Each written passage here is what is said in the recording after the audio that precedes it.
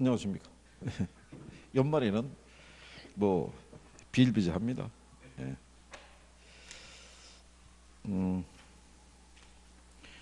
저당의 유동화 하실 차례죠?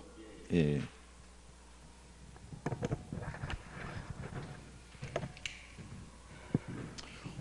여기 저당의 유동화서부터가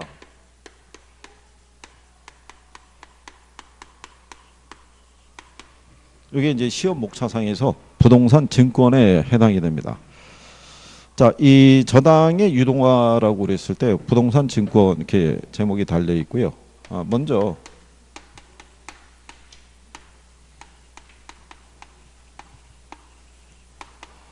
저당이라는 게 있어요. 우리가 이제 저당 대출 이렇게 얘기를 하면요. 이게 부동산 담보 대출이라고 생각하시면 돼요. 이게 교재에는 없는데 이제 구성상 이제 설명해 드리는 거죠. 포괄적으로 보면은 부동산 담보 대출 이렇게 얘기를 해요. 근데 이제 일반적으로 이렇다는 얘기죠. 여기 금융기관이 있죠. 주로 이제 은행 등을 생각하시면 되는데 이 사람들은 이제 불특정 다수의 고객들로부터 예금을 수신을 받아서 불특정 고객들에게 이렇게 대출을 해주는 일반적인 구조가 이렇죠. 그래서 이제 은행에서 주 수입 중에 하나가 이제 예대 마진이라고 그래서 이렇게 얻게 되는데 이 예금이라는 거는 금융기관의 입장에서 보면 단기 부채거든요.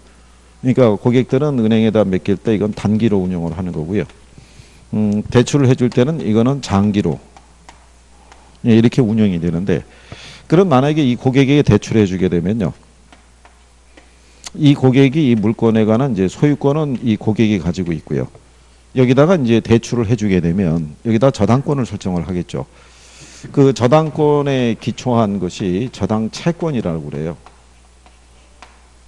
그러니까 요 권이라는 게 권리를 의미해요. 그러니까 저당권에 기초한 권리를 우리가 저당 채권이라고 명시하는데, 그러니까 여기다 이제 저당권 설정했으니까 이 사람이 혹시 채무 불이행하게 되면 이거를 가지고 경매로 넘겨서 채권 회수하거나 아니면은 원리금을 수취할 수 있는 권리를 갖고 있는 채권이라는 얘기죠. 근데 문제는 이게 현금은 아니란 얘기죠. 예, 근데 찾으러 오면 줄 돈이 없잖아요. 기간이 안 맞으니까. 그럼 은행 입장에서는 장기로 대출해 주기가 어렵다는 얘기죠. 예. 그리고 이제 거기다가 이제 결정적으로 예전에 우리가 IMF 이전에는 이 부동산 이 관련 대출은 여신 금지 업종이었기 때문에 대출이 안 됐어요. 예, 그렇게 되니까 고가의 주택을 구입해야 되는데 그걸 다 자기 돈으로 만들기 어렵잖아요. 그러니까 열심히 모아봐야 한 절반. 예, 근데 나머지 부족한 건 은행부터 대출이 안 되니까. 그러니까 우리나라의 공금융이 그때는 활성화가 안 된 거죠. 그래서 결국은 사금융이 발달한 거죠. 그래서 만들어진 게 전세제도예요. 예, 그래서 자기가 그동안에 모았던 돈을 보증금으로 맡기고, 예, 그러고 난 다음에 이제 대차 관계가 형성이 돼서 그 집을 사용하는 이런 관계가 되는 거죠. 그래서 이제 이 문제를 해결하기 위해서 들어온 게 저당의 유동화 제도라는 거죠. 그럼 저당의 유동화 제도라는 것은요. 저당권을 타인에게 매매가 가능하도록 허용해 준 제도를 우리가 저당의 유동화 제도라고 그래요.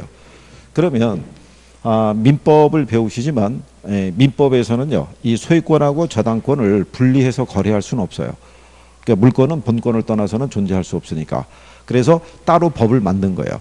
자산 유동화에 관한 법률을 만들어서 이 저당권을 하나의 상품처럼 유통이 되게끔 허용을 해준 게 이제 저당의 유동화 제도라는 얘기죠. 그래서 저당권을 타인에게 뭐가 가능하도록 매매가 가능하도록. 그래서 거기 보시면 저당권 가로 열고 또는 저당 채권을 하나의 상품으로 유통되게 돼서 이렇게 돼 있잖아요. 그러니까 저당권 이퀄 저당 채권이에요. 예, 그래서 신용 창조의 수단으로 삼는다라고 얘기를 했을 때, 그래서 이제 요거를 매매가 가능하도록 허용하는 제도다라고 이렇게 생각하시면 되겠죠. 그러면 이제 요걸 유동화한다는 얘기는 무슨 얘기냐면요. 은행에서 대출을 해주고 뭐가 갖고 있는 거예요. 저당 채권이 있잖아요. 이거를 누군가가 사줄 수 있으면 되죠. 예. 그래서 이걸 사줄 수 있는 기관으로 우리나라에서는 이제 주택금융공사가 설립이 된 거예요. 원래 그 이전에는 코모코라고 그래서 한국주택저당채권 유동화 주식회사가 있는데 걔네가 공기업이 아니에요. 예, 그래서 이제 정부가 지분은 갖고 있었어도 민간 기업이다 보니까 공신력이 좀 떨어지고 공신력이 떨어지다 보니까 자금을 조달할 때 비싼 이자를 주고 자금을 조달해야 되는 문제가 발생하는 거죠. 그러니까 이제 무슨 얘기냐면 여기서 만약에 자금 이렇게 수요자가 있어요. 돈을 빌려 쓰는 사람이. 그럼 만약에 이 사람이 시중은행에다가 대출해주고 가지고 있는 주택담보로 해서 융자를 받았어요. 그러면은 이 사람은 이리로 원리금을 이렇게 상환하는 구조인데, 그럼 농협은 여기다가 융자를 해주고 난 다음에 뭐만 설정했냐면 저당권에 기초한 이제 저당 채권이죠. 예. 그럼 요거를 그대로 갖고 있으면은 이게 유동성 문제에 걸리잖아요. 그러니까 요거를 누구에게 넘기냐면은 유동화 중개기관에게다가 넘기는 거죠. 요 유동화 중개기관의 역할을 우리나라에서는 주택금융공사가 하고 있다는 얘기죠. 그럼 여기로 넘긴다는 얘기죠. 그럼 얘네는 여기서 이제 저당 채권을 사들여 가지고 하나의 집합을 만든다고 그래서 그걸 우리가 저당 풀이라고 그래요. 그러니까 집합이란 얘기인데 무슨 얘기냐면 농협에서 한 사람만 대출해 주진 않았을 거 아니에요. 여러 사람이 있을 거고 또 농협만 대출해 주는 게 아니라 시중은행도 대출해 줬을 거 아니겠어요. 그러니까 다양하다는 얘기죠. 그중에서 성격이 비슷한 애끼리 묶어서 하나의 상품을 만드는 거예요. 파생 상품을. 그래서 이거를 누구에게 파냐면 투자자에게 증권을 발행해서 판매를 하는 겁니다. 요 MBS라는 게 모게이지 백 시큐리티라고 그래갖고 주택 저당 증권 이렇게 얘기를 해요. 그러니까 주택 저당 채권을 담보로 발행하는 이제 채권이다 이렇게 생각하셔서 그래서 이게 주택 저당 증권이라고 그래요. 그래서 이거를 판매하면 이 사람이 사주면 현금이 들어올 거 아니에요. 예, 이거를 이제 이 시장을 이렇게 공급해 주는 역할을 하는 거죠. 예, 그래서 기본적인 구조는 뭐 이렇게 돼 있다라고 생각하시면 돼요. 그래서 거기 보시게 되면 두 번째 줄에 이렇게 돼 있죠. 부동산 자금을 대출해 준 1차 금융기관 이외에 다른 금융기관에 부동산 저당권을 양도함으로써 간접적으로 자금이 부동산 부분으로 흘러들어오게 하는 방법이다. 그래서 부동산 저당 채권을 현금화하는 금융기법이다 이렇게 해놨어요. 그죠? 거기다가 그래서 여기 보시면은 저당의 유동화는 주택금융, 기타 부동산 금융의 활성화에 크게 기여를 하고요. 저당의 유동화를 통해서 대출자인 금융기관은 한정된 재원으로 많은 수요자에게 필요한 자금을 공급할 수 있다는 얘기죠. 그 얘기는 무슨 얘기냐면요. 농협에서 한 1,000억을 조성을 해갖고요. 1인당 1억씩 대출해 주는 거예요. 1인당. 그러면 저당권이 1,000개가 생기겠죠. 1억짜리가. 페이지요? 343페이지요. 에? 우리 여기 주야간 진도가 똑같잖아요. 그죠? 자, 그럼 1,000개 저당권이 생겼잖아요. 근데 이거를 팔면은 다시 현금 1,000억이 또 들어오잖아요. 그럼 또 대출해주면 다시 저당권 1,000개 또 생기고 또 팔면 현금이 들어오고 이런 구조죠. 그러면 한정된 재원으로도 많은 사람에게 대출을 해줄 수 있다 이런 얘기가 되겠죠. 이렇게 하게 되면 자가주택 소유자가 어떻게 돼요? 늘어나겠죠. 예, 그러면 자연스럽게 전세제도가 쇠퇴할 수 있겠죠. 그러니까 이런 공급이 활성화되면 그런 이제 현상을 우리가 기대할 수 있다 이런 얘기죠.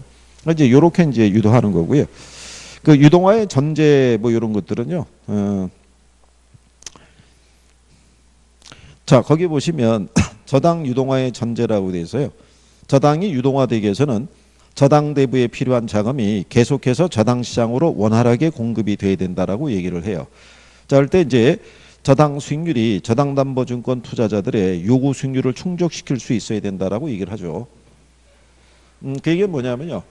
여기 MBS라고 하는 게 이게 이제 주택 저당 증권이라는데 이게 수익 증권이에요. 그러니까 얘도 뭐를 주냐면 수익률을 제시하겠죠. 근데 여기서 제시하는 수익률이 최소한 국고채 있죠. 거기서 주어지는 수익률 정도하고는 최소한 같거나 그보다는 조금 커야겠죠.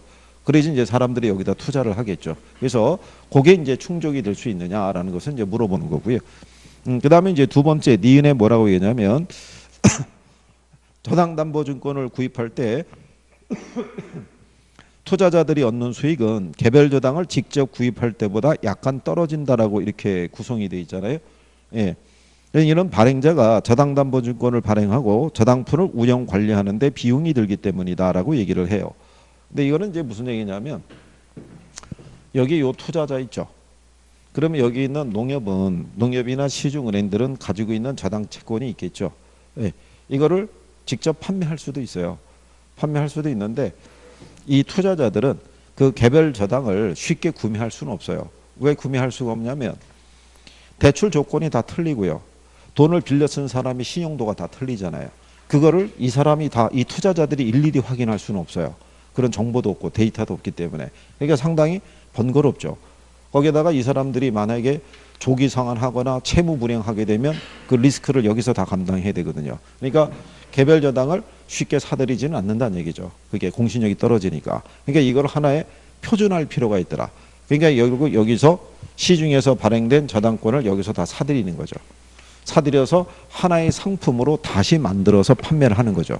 그러면 여기 있는 투자자는 이 사람을 보고 투자할 이유는 없는 거죠. 그렇죠? 공신력이 있는 이 기관을 통해서 이 증권을 매입하니까. 근데 상대적으로 이 사람은 그러면 이거를 사서 여기서 발생하는 문제를 여기서 관리해 줘야 되잖아요. 그러니까 운영에 따른 수수료는 받겠죠. 그러니까 직접 살 때보다는 수익성은 좀 떨어질 수밖에 없다 이런 얘기죠. 그래서 표준화된 상품을 여기서 구매하는 거라고 생각하시면 되죠. 근데 이거 우리가 이제 주택금융공사를 설립한 이유가 뭐냐면요. 결국은 이쪽에서 팔아서 자금을 조달하겠죠. 그러면 판매하는 사람의 공신력에 따라 그죠? 제시되는 이자율의 크기가 틀리죠. 그러니까 만약에 시장이 똑같죠. 삼성전자의 한 주의 가격하고 그러니까 만약에 삼성전자가 회사채를 하나 발행한다고 생각하면 걔들의 공신력을 기준하면 할인율이 크진 않을 거예요. 그죠? 근데 만약에 삼성전자라는 데서 만약에 회사채를 발행하면은 리스크가 크기 때문에 할인율이 클 거 아니에요.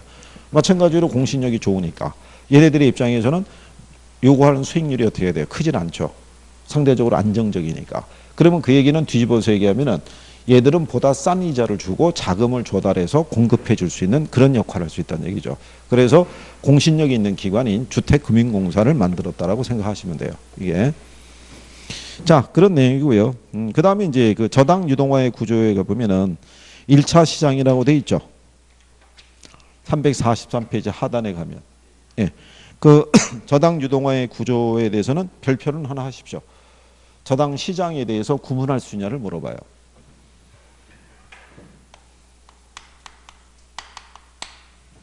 이제 거기 우리 이제 보게 되면 저당의 유동화의 구조라고 돼 있는데 시장은 두 개의 시장으로 나눠져요. 1차 시장이라는 게 있고요. 1차 시장은 자금 수요자하고요.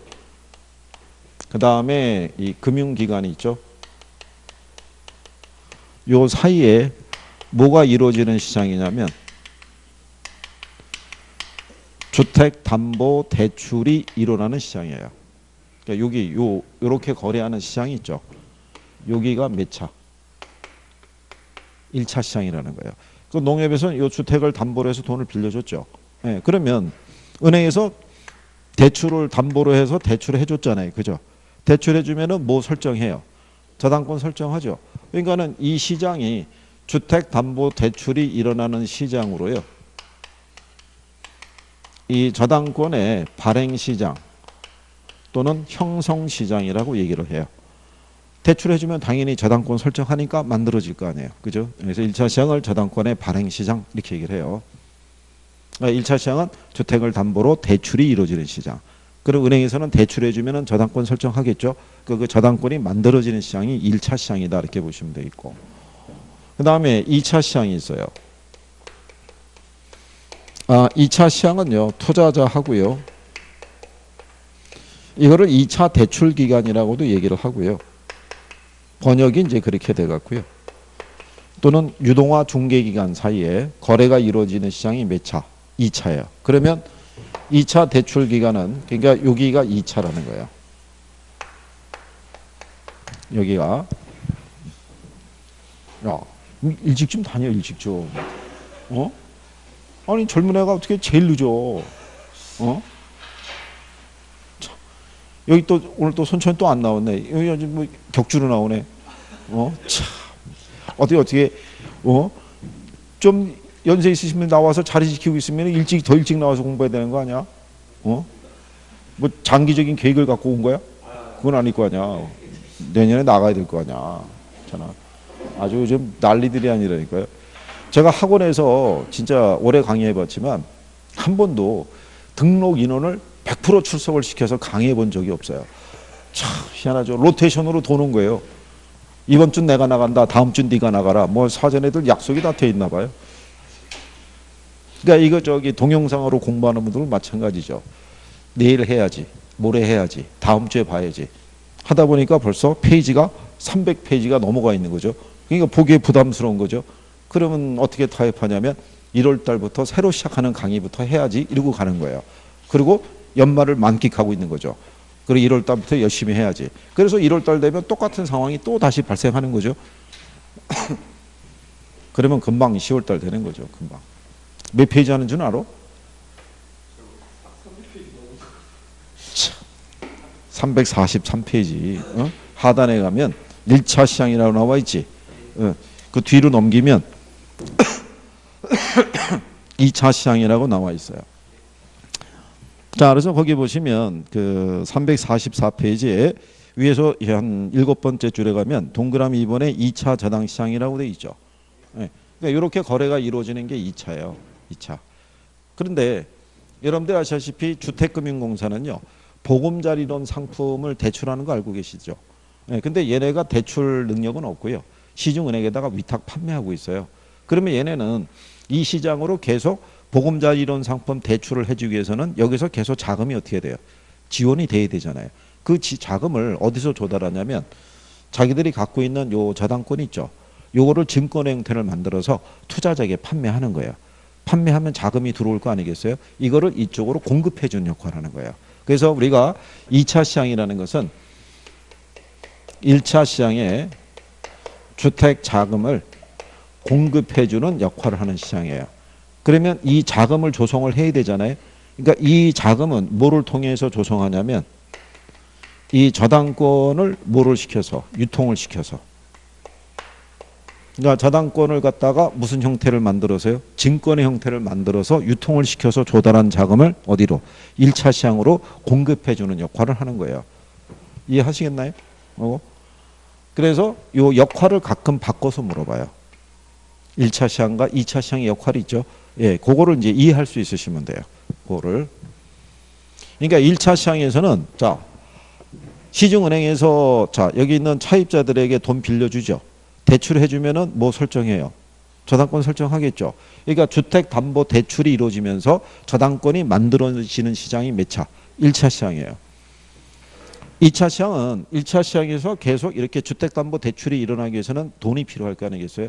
그 자금을 자기들이 사들여서 확보하고 있는 이 저당권을 증권의 형태를 빌려서 판매하는 거예요. 누구에게?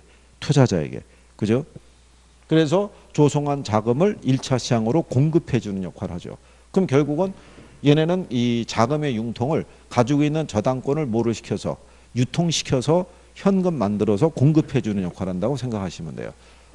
그게 몇 차 시장이다? 그게 2차 시장이다. 이런 얘기인 거예요. 거기 그림에도 나와 있죠. 네, 그래서 그렇게 정리하시면 되고요. 자, 그러면 이게 유동화되면서 발생하는 효과가 있어요. 효과를 보시게 되면 주택 수요자가 있고요. 금융기관이 있고 증권의 투자자, 국가 정책적인 효과 뭐 이렇게 돼 있죠. 예. 그랬을 때 가장 많이 활용할 수 있는 거는 2번이에요. 금융기관이 있죠.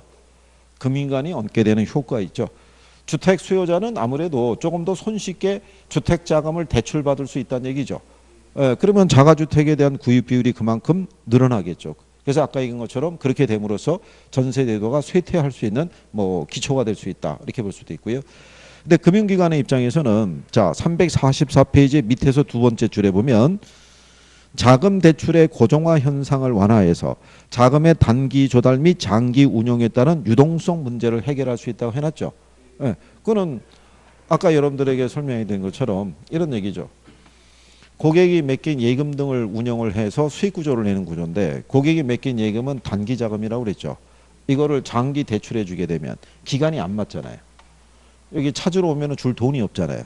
근데 가지고 있는 저당권을 이거를 유통시킬 수만 있다 그러면 현금이 다시 들어오니까 이 유동성 문제가 해소된다는 얘기죠. 이해하겠어요? 이게? 네. 그 얘기죠. 그래서 이제 그런 내용이라고 이제 여러분들이 보시면 되겠고요. 자, 그 다음에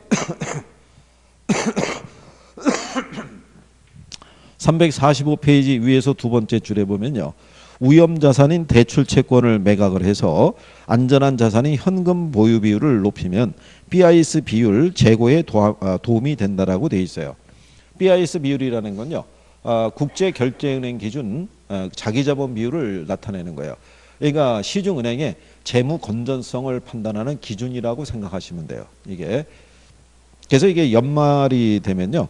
그 뭐라 그럴까요? 은행에서는 이 자기 국제결제은행 기준 이 BIS 비율을 맞춰줘야 돼요. 예전에 IMF 권고사항이 8%였었어요.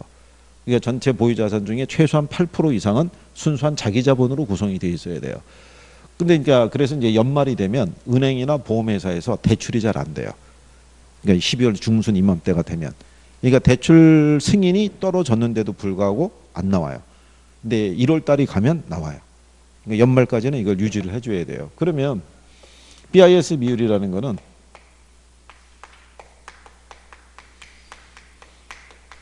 위험 가중자산분의 이게 자기자본이에요. 그러면 이 비율을 높이는 방법은 뭐냐면요. 이거를 줄이거나 위험 가중자산의 비율을 줄이거나 아니면은 자기자본의 크기를 어떻게 해야 돼요? 늘려야 된다는 얘기죠. 그래서 여기 보시면은 여기 있는 이 저당 채권이 있죠. 이 저당 채권이라고 명명할 수 있는 거는 대출 기간이 최소 10년 이상의 저당권에 한해서 저당 채권이라고 붙여주는 거예요. 이게 그러니까 걔네들은 위험 가중자산에 포함이 되는 거예요. 장기 대출 채권이니까. 그죠? 근데 이거를 매각을 하면은 보유하고 있는 위험 가중자산의 비율이 어떻게 돼요? 줄어들죠. 이걸 현금으로 대체해서 들어오면은 이거는 커질 거 아니에요. 그죠? 예. 그래서 이 비율을 높여줄 수 있다 이런 얘기예요. 그러니까 가장 크게 기억하실 것은 금융기관의 유동성 문제가 해소가 될 수 있고 그 다음에 국제결제은행 기준 BIS 비율을 제고할 수 있다는 거, 높일 수 있다는 거, 뭐 그런 정도 뭐 기억하시면 될 거예요. 무슨 말인지 아시겠죠? 그 다음에 이제 그 투자자 입장에서 보게 되면요.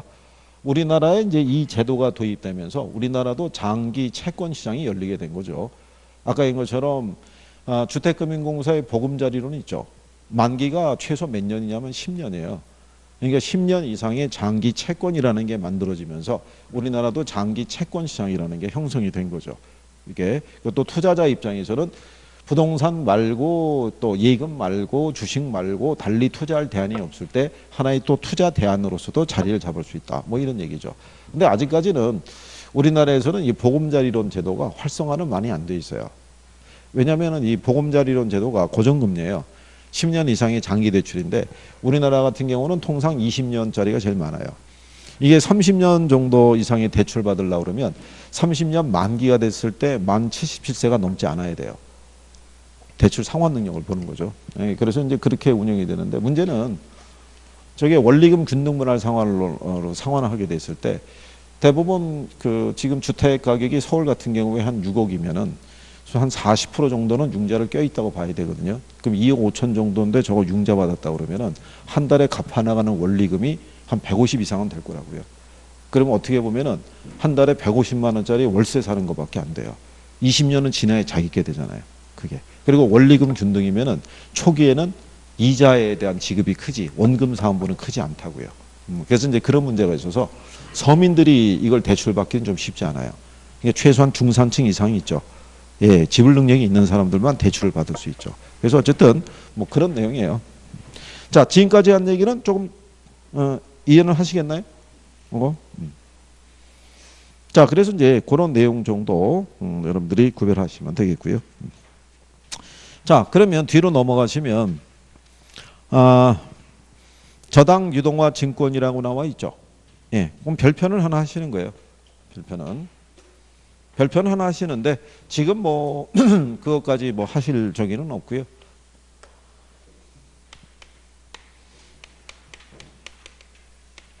이게 주택 저당 증권이라고 그래서요. 우리가 MBS라고 얘기를 해요. 그래서 모기지 백 시큐리티라고 그래서 이 주택 저당 증권은요. 구성이 지분형 MBS라는 것도 있고요. 채권형 MBS라는 것도 있고요. 그 다음에 혼합형 MBS 이렇게 해서 세 종류예요. 그래서 얘가 우리가 MPTS라고 얘기하고요. 얘가 MBB라고 얘기하고요. 여기를 우리가 세분하면은 MPTB하고 CMO의 구조로 이렇게 나눌 수 있어요. 이렇게. 근데 이제 나중에 얘네를 구별하는 기준은요. 참고로 이렇게 보시면 되겠죠. 여기서 얘네가 이 저당권에 관한 소유권을 얘네가 갖고 있었죠. 그죠? 근데 이게 일로 넘어간 거죠. 근데 여기서 다시 이제 증권을 발행하겠죠. 증권을 발행할 때 이 저당권에 기초한 소유권이 누가 갖느냐? 그 소유권을 갖고 있음으로써 원리금이 있죠. 예, 원리금이 처음에는 이렇게 줘요. 이렇게 줬다가 얘네가 일로 팔았죠. 그럼 원리금은 이렇게 들어가는 거예요. 얘는 건너뛰고. 예, 그래서 일로 가서 여기로 줬을 때 그러면은 여기서 발행하는 원리금이 이렇게 와서 이 증권의 형태를 빌려서 투자자에게 전달이 될 때 이 원리금을 누가 수취하느냐는 거예요. 원리금을. 그 두 가지에 따라 이 성격이 달라지는 거예요. 그래서 모든 원리금이 투자자에게 직접 전달되는 경우도 있고요. 그죠? 소유권과 원리금 수취권을 다 넘겨주는 경우도 있고 아니면 그걸 분리하는 경우도 있고 그 차이에 따라서 저 종류가 나눠진다고 보시면 돼요. 그러니까 지금은 굳이 하실 필요는 없어요. 지금 하시면은 어렵다는 느낌만 받지 예, 내용이 무슨 말인지 이거 하나만 하는 것도 지금 큰 일을 하고 있는 거예요. 지금. 그래서 이게 동영상을 보시는 분들은 이거 하면은 왜 여기서는 요거밖에 안 하지? 그게 아니라 순차적으로 가야 되는 거예요. 입문 과정에서 들어봐야 할 내용이 있고 기초 과정에서 들어야 될 내용이 있고 심화 과정에서 들어야 될 내용이 있고 다 틀린 거예요. 어쩔 수 없이 만약에 별도로 촬영을 한다 그러면 촬영이 한 번밖에 안 이루어진다. 그러면은 선생은 그 한 번에 다 얘기를 해줘야 돼요. 그렇잖아요. 듣는 사람의 그거는 일단 무시하고. 근데 우리는 강좌가 입문 과정이 있고 기초가 있고 기본이 있고 심화 과정으로 이렇게 나눠져 있잖아요. 그거를 한 방에 다 쏟을 수는 없다고요. 그러니까는 단계적으로 넘어가야 된다고 생각하시면 돼요. 그래서 입문에 조금 들으시다가 만약에 좀 부족하다 싶으시면은 기본 이론을 처음에 1월 달부터 하는 이론을 들으시면 될 거예요. 그래서 자 그런 내용이니까요. 예, 구별을 그렇게 해주시면 될 거고요. 자 그러면 아까 제가 뭐 법률 이런 거 얘기하는 거는요. 시험에도 그렇게도 인용을 해요. 거기 349쪽에 보면 하단에 예제 하나 있죠. 거기 보면은 부동산 증권에 관한 설명으로 틀린 거 물어봤을 때 1번 지문에 보면 이렇게 돼 있죠. 우리나라 자산유동화 제도는 자산유동화에 관한 법률에 의해서 도입되었다 이렇게 해놨잖아요. 그러니까 이게 우리나라 민법에 의해서 이게 운영이 되는 게 아닌 거예요. 우리나라 민법은 유동성 확보의 원칙을 인정을 안 해줘요. 그러니까 소유권하고 저당권을 분리해서 거래할 수 없도록 해놓은 거예요. 네, 그래서 분명히 얘기한 거죠. 근데 그 나중에 문제로 주면 또 틀리시더라고요. 그러면 곤란하다는 얘기죠. 자, 그 다음에 이제 뒤로 넘어가셔서 356페이지 가시면요. 자금 조달 방법 뭐 이렇게 되어 있어요. 자, 여기에 대한 거를 우리가 좀 이제 정리해 보는 거죠.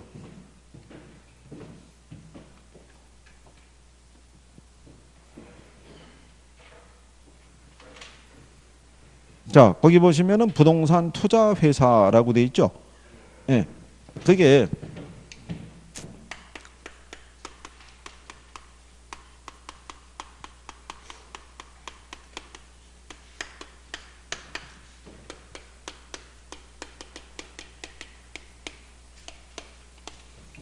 이게 부동산 투자 회사 제도라고 보시면 돼요. 예. 이게 이제 무슨 얘기냐면요. 우리가 이 부동산을요.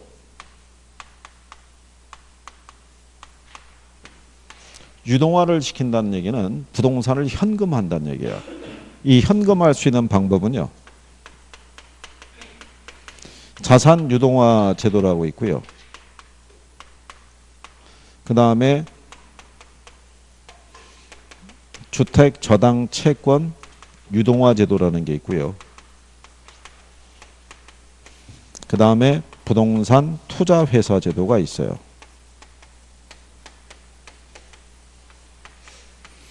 자산 유동화 제도를 통해서 발행하는 증권을 우리가 ABS라고 그러고요. 이걸 MBS. 이걸 우리가 리츠라고 얘기를 해요. 그러니까 이제 유동한다는 얘기는 현금한다는 얘기예요. 부동산을. 근데 우리가 일반적인 부동산을 현금화할 수 있을 때 가장 기본적인 방법이 매각이에요. 그렇잖아요.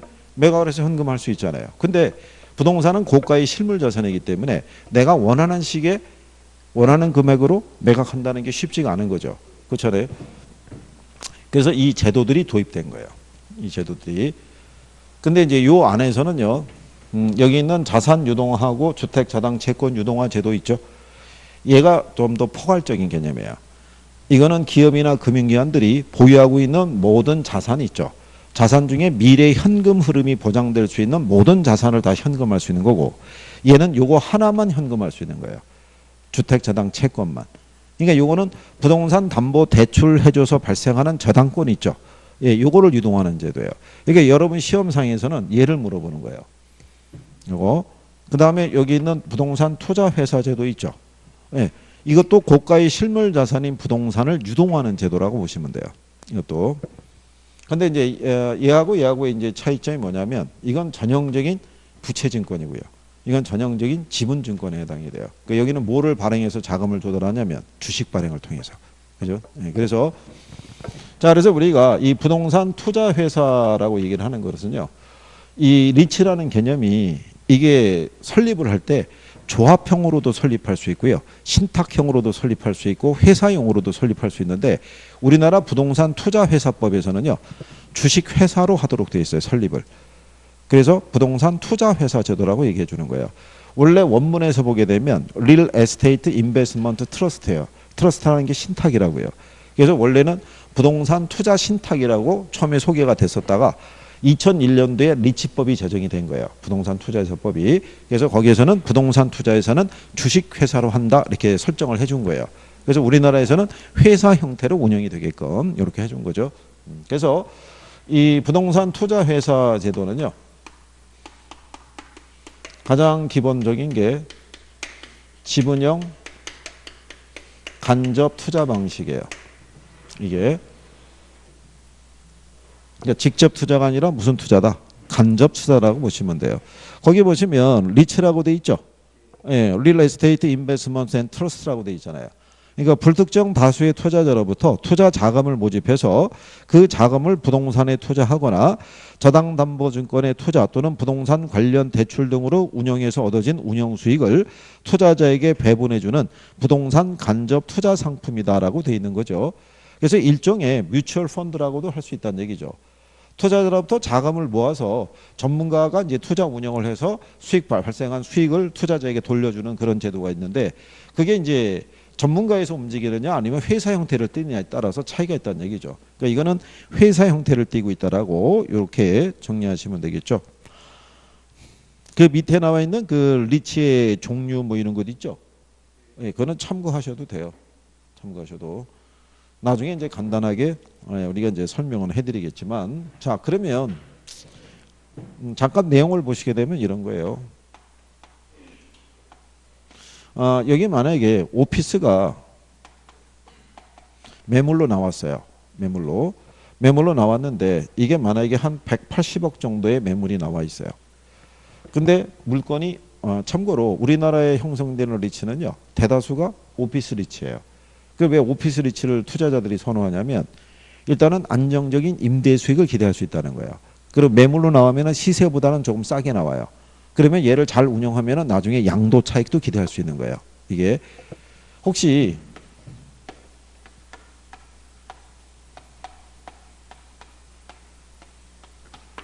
셀스 앤 리스백이라고 혹시 들어보셨나요? 이게 매각 후 재임대 방식이에요.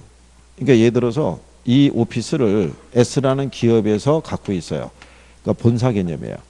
근데 얘네가 유동성 문제에 걸린 거예요. 그럼 현금이 필요하잖아요. 근데 요즘 같은 상황에서는 대출받기 힘들잖아요. 근데 보유하고 있는 자산이 이게 있는데 오피스가 있는데 이게 원래 시가가 한 300억 돼요. 근데 이거를 180억에 매물로 내놓는 거예요. 내놓는데 조건이 뭐냐면 이 조건이에요. 내가 팔되 여기를 계속해서 임대해서 쓰는 조건이에요. 얘네가. 그러면 투자자 입장에서는 일단 두 가지를 기대할 수 있어요. 첫 번째는 안정적인 임대 수익을 얻을 수 있다는 거. 그 다음에 시세보다 싸게 샀기 때문에 나중에 차익을 기대할 수 있다는 거. 그럼 꽤 괜찮은 물건이잖아요. 그러면 여기에 이제 투자하기 위해서 누가 이제 설립이 되겠어요? 부동산 투자 회사가 가인가를 받아서 설립을 해요. 그래서 설립 요건이 충족이 돼야지만 정식 인가가 나오는 거예요. 근데 일단은 그럼 얘네 입장에서는 투자하려고 그러면 얼마가 필요해요? 180억 필요하잖아요. 근데 얘네가 180억 있는 건 아니잖아요. 그럼 그 자금을 어디서 조달하겠어요? 신주를 발행하는 거예요. 주식을. 주식을 어디에다가? 주식시장에다가. 그냥 간단하게 얘기해서요. 180억이잖아요. 그러니까 액면가 10,000원짜리 180만 주를 풀어버리는 거예요. 시장에. 그러면은 여기에 풀려있는 요 주식 있죠. 한 주에 10,000원이란 얘기죠. 그러면은 수억 원의 돈이 있어야만 투자할 수 있는 건 아니죠. 단돈 50만 원, 100만 원만 있어도 투자할 수 있어요, 없어요? 그러니까 불특정 다수의 많은 소액 투자자로부터 뭐를 모집하는 거예요? 자금을 모아서 투자하는 거예요, 투자. 그냥 간단하게 말씀드리면 그 안에 구조 자체는 어떻게 돼요? 조금 더 복잡해요. 이거 나갈 때. 그래서 이렇게 간단하게 말씀드리면은 그러면 요 투자자는 이 부동산에 직접 투자하는 건 아니죠. 무슨 투자하는 거예요? 간접 투자하는 거예요. 간접 투자. 그래서 지분형 무슨 방식이라고 얘기를 해요? 간접 투자 방식이라고 그래요. 나중에 이제 여러분들이 지분금융하고 이제 부채금융에 대한 거를 이제 조금 더 들어가서 이제 배우실 때가 있을 거예요. 특히 이제 프레이트 금융 같은 거 하려고 그러면 그게 구조가 복잡해요. 왜냐하면 투자자를 모집할 때 지분의 형식을 빌려서도 모집할 수 있고 부채 형식을 빌려서도 조달할 수 있어요. 그때 거기도 똑같아요. 지분에 대한 거는 주식 발행을 통해서 만약에 투자자를 모집하면 우선주를 우리가 줄 수도 있고 보통주를 줄 수도 있고 만약에 부채를 조달한다면 차입할 수도 있고 사채를 발행할 수도 있어요. 또 거기에 따라 선순위 채무와 후순위 채무가 또 틀려져요. 그러니까 구조 자체가 복잡한 거예요. 근데 거기까지는 물어본다 안 물어본다? 안 물어봐요. 그러니까 기본 구조만이라도 알아두시라는 거예요. 그래서 이렇게 투자 들어가는 지분형 간접 투자 방식이라고 보시면 돼요. 그래서 357페이지 가시면요. 하단에 양가로 3번에 리츠 도입의 효과라고 돼 있죠. 거기 보면은 기업 구조조정 수단이라고 돼 있죠. 이게 이제 무슨 얘기냐면 이런 거죠. 자, IMF 이후에 우리나라 기업이나 금융기관들은요. 현금은 없는데 보유하고 있는 뭐만 있는 거예요? 부동산만. 그러면 쟤를 매각을 해야지만 현금이 돌을 거 아니에요. 그죠? 그래서 그 매각을 지원해 주기 위해서 구조조정을 지원해 주기 위해서 기업 구조조정 부동산 투자회사라는 걸 설립이 가능했었어요. 그러면 걔들에게 뭐를 넘겨주는 거예요? 보유하고 있던 부동산 있죠. 그중에 이거를 팔아서 부채를 상환할 그 요량이다 기업 구조조정 대상인 부동산이 있으면 투자회사에게 넘기는 거죠. 그럼 투자회사가 걔들을 뭐 하는 거예요? 팔아줘야 될 거 아니에요. 팔 때 500억짜리 뭐 300억짜리를 갖다가 그냥 현물로 팔면은 안 팔릴 거란 얘기죠. 그러니까 뭐를 발행을 해서 주식 형태를 빌려서 쪼개서 파는 거죠. 쪼개서. 그러면 쉽게 유동화될 수 있어요? 없어요? 유동화될 수 있죠. 그래서 그런 것들을 지원해 주기 위한 수단도 썼다 이렇게 보시면 돼요. 그래서 초기에는 부동산 투자 회사의 유형 중에서는 기업 구조적 리치가 거의 대부분이었다고 보시면 돼요. 그리고 거기 2번에 보면 소액 투자자에게 투자 기회를 제공할 수 있다는 얘기죠. 네. 그 다음에 시장에 대한 선진화라든가 외자 유치의 확대 뭐 이렇게 돼 있어요. 그 얘기는 왜 그러냐면요. 거래 투명성인 거예요. 예전에는 이렇게 고가의 실물 자산인 부동산에 투자할 수 있는 투자자는 소수에 지나지 않았던 거죠. 그죠? 그런데 지금은 어디를 통해서? 주식을 통해서 거래가 투명해지죠. 모든 거래 내역은 다 공시되어 있을 거 아니에요. 그죠? 예, 그래서 외자를 유치하기도 쉬웠다 이렇게 보시면 될 거예요. 그리고 뒤에 보시게 되면 포트폴리오의 구성 용의 및 안정적인 수익률이다라고 이렇게 구성이 되어 있어요. 일단 이 부동산 투자 회사를 운영하고 있는 그쪽의 전문가들의 그 기본적인 기조는 뭐냐면요. 성장성보다는 안정성에 초점을 두고 있어요. 그러니까 투자자에게 안정적인 배당을 해주는 데 목적을 두고 있다. 뭐 이렇게 생각하시면 되겠고요. 그래서 이제 그런 내용이다 이런 얘기죠. 그리고 이제 유동성 문제가 조금 보완될 수 있는 거는 투자자가 만약에 이거 직접 샀잖아요. 나중에 다시 팔려고 그러면 내다 판을 매각받기는 방법이 없는데 내가 지금 투자를 뭐로 투자한 거예요? 주식을. 그럼 내가 필요하면 나한테 현금을 하려고 그러면 이거를 파는 게 아니라 내가 갖고 있는 주식을 여기다 팔면 되니까 유동성은 오히려 개선이 된다고 할 수 있죠. 그러니까 이 투자자 중에서 유동성을 선호하는 사람은 부동산에 직접 투자하는 것보다는 부동산 투자 회사에 주식을 매입하는 게 훨씬 더 유동성 문제가 해결될 수 있다는 얘기죠. 그래서 뭐 그런 내용이죠. 그랬을 때 이제 거기 보면 부동산 투자회사법이라고 있죠. 예. 그 투자회사법에다 또 별표해야 돼요.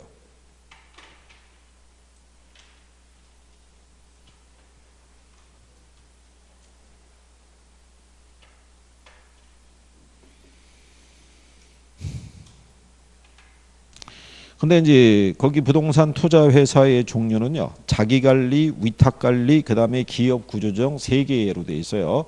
근데 그중에 실체가 있는 회사는 자기관리 부동산 투자 회사밖에 없어요. 예.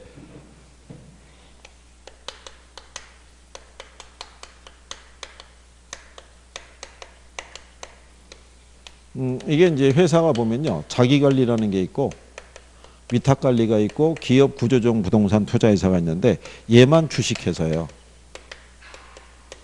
얘만 주식회사고 여기는 얘네 둘이 있죠. 얘네들은 명목회사예요. 서류상의 회사예요. 이것도 출제할 때 물어봐요. 실체가 있는 회사냐 아니냐. 네.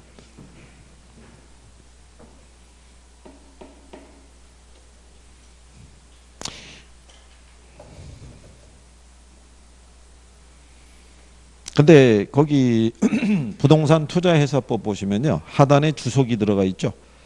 주석에 보면은 이 내용은 2019년 공인중개사 시험 시행일 기준으로 개정 여부를 확인해야 함 이렇게 돼 있잖아요. 이 법이 개정이 돼요. 개정이 되기 때문에 우리는 다음 달 정도에 한번 확인 한번 해야 돼요. 또 법이 또 개정된 내용이 있으니까 지금은 이제 현재 상태에서 우리가 확인하는 거고요.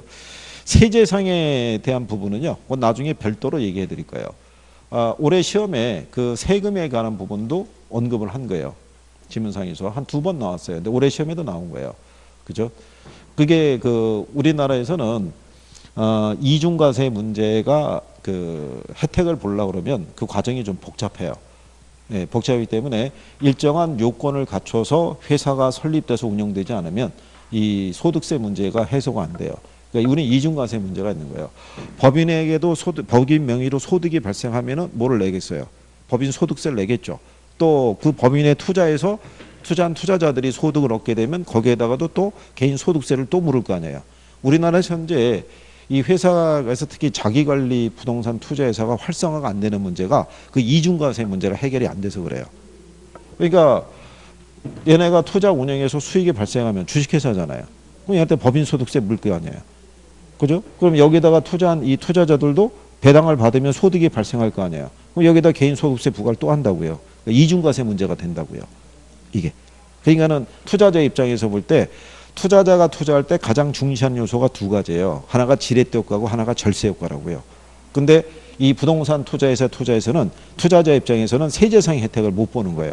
그러니까 얘가 활성화가 안 되는 거예요. 그 문제 해결이 안 되니까. 그래서 얘를 또 만들어낸 거예요. 위탁관리 회사라고.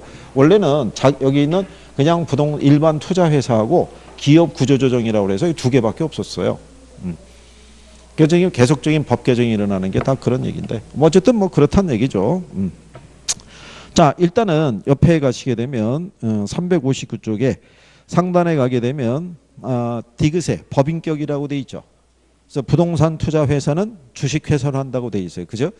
그래서 이 법에서 특별히 정한 경우를 제외하고는 상법의 적용을 받도록 돼 있어요. 주식회사니까. 무슨 말인지 아시겠죠? 리츠법에서 따로 규정해 놓지 않으면 일반적인 사항은 다 상법의 적용을 받는다 이런 얘기예요. 그죠? 그 다음에 그 밑에 가면 설립 및 영업인가라고 돼 있죠. 예. 거기 보시면은 B에 부동산 투자는 현물 출자에 의한 설립을 할 수 없다라고 돼 있어요. 그죠? 설립 요건을 다 충족시킨 다음에야 가능하다고요. 이게 설립할 당시는 현물 출자에 의한 설립은 할 수 있다 없다? 없는 거예요. 그 다음에 거기 보시면 설립 자본금 나와 있죠. 그러니까 B하고 C는 기억을 해두는 거예요.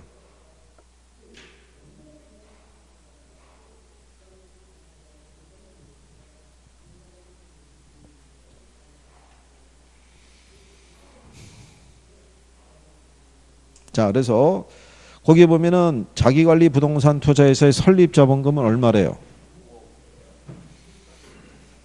또 이제 기억하는 거예요. 설립 자본금은 얘는 5억, 얘네들은 각각 3억씩이에요.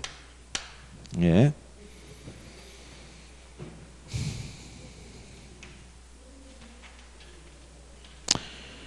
그다음에 그 자기관리 부동산 투자회사는요.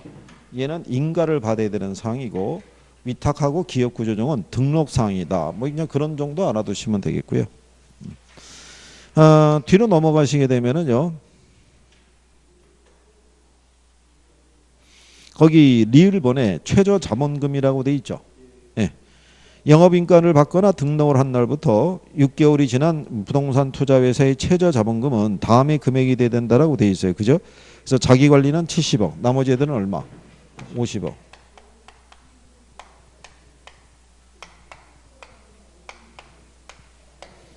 이렇게 돼 있고요. 최저자본금 기억하시고. 그 다음에 비읍에 가면 위탁관리 부동산 투자회사의 지점 설치 금지 있죠. 예, 그거는 얘도 똑같아요. 둘 다. 둘 다 본점에 지점 설치할 수 없어요. 서류상 회사이기 때문에. 그죠? 상근 직원이나 임원을 둘 수 없다는 거. 그거까지 기억하시고. 그 다음 그 밑에 가면 주식의 발행이라고 돼 있죠. 예, 거기 보면 주식의 공모라고 돼 있죠. 예, 옆 페이지 361페이지 가시면 두 번째 줄에 B 있죠. 동그라미 B. 부동산 투자회사는 영업인가를 받거나 등록을 한 날부터 몇 년 이내, 2년 이내 발행하는 주식 총수의 얼마 이상을 100분의 30 이상을 뭐 해야 돼요? 공모해야 돼요. 공모라는 건 뭐냐면 공개 모집하라는 얘기예요. 근데 얘는 그 조항을 적용을 안 받아요. 기업 구조정은. 얘는 사모도 가능해요.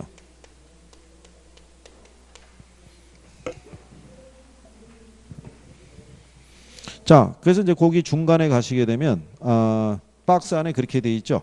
기업 구조적 부동산 투자에 대해서는 이 조항이 적용되지 아니한다라고 돼 있어요. 그죠? 네, 그 특례사항이에요. 특례사항.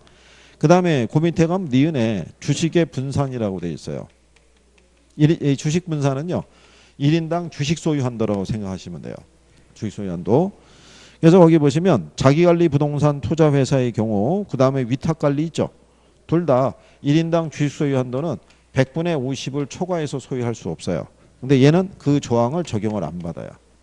기업 구조정은. 그러니까 이것도 기업 구조정에만 적용되는 뭐예요? 특례. 그 뒤에 넘어가면은 박스에 또 나와 있죠. 기업 구조정 부동산 투자에 대해서는 주식 분산 조항이 적용되지 않는다고.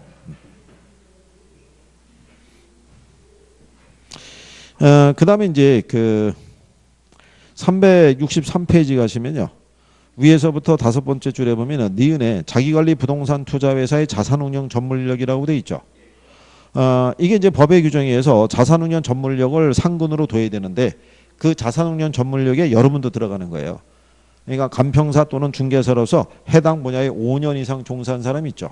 예, 그 사람들은 자산운용 전문 인력으로 등록될 수 있어요. 이게 여기 한번 등록이 돼서 올라간 사람이 있죠. 예, 그 사람들은 이 부동산 개발업 있죠. 예, 그쪽에 전문 인력으로도 돼요. 이게 먼저 등록이 된 사람은. 그럼 뭐 시험에서는 인용하지 않으니까 뭐 그렇게 생각하시면 되겠고. 자, 이제 그 내용 정도는 하나 알아두시면 되겠고요. 그 다음에 그 밑에 가시면 리을에 자산관리회사라고 돼 있죠.